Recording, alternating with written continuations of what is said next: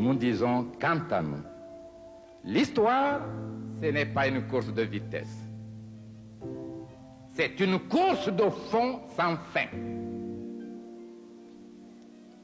Pour valoriser l'existence de l'homme, il faut nécessairement avoir une conscience historique, et une conscience sociale, et une conscience politique, et une conscience économique, et une conscience culturelle, et une conscience humaine en un mot. Ce n'est pas le degré de richesse ou de pauvreté qui servirait chez les hommes intelligents à sa classification, mais c'est ce qu'il aura représenté sur l'échelon universel de la pensée universelle. C'est cela qui se confondra avec lui.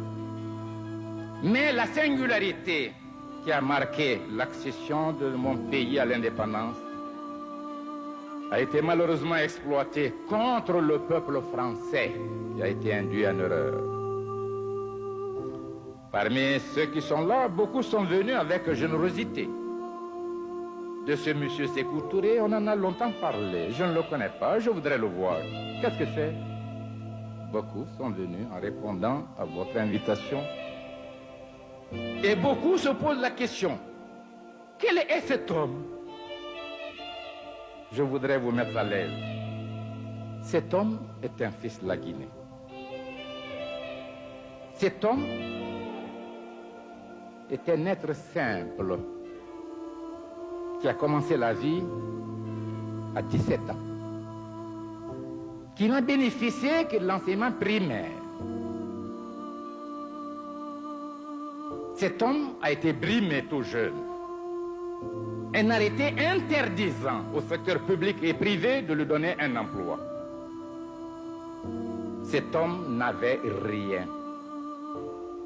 Et au moment où pour la première fois son parti, le Parti démocratique de Guinée, l'avait choisi pour être le candidat député pour le Parlement français, il lui était réclamé 5 000 francs. C'est-à-dire 50 francs français aujourd'hui. Cet homme, pendant un mois, était incapable par lui-même de trouver les 5 000 francs. Mais cet homme était déjà dans la conscience des travailleurs de Guinée. Il assumait les fonctions de secrétaire général de l'Union territoriale des syndicats. Et celle plus importante, de premier responsable de la Confédération panafricaine des syndicats.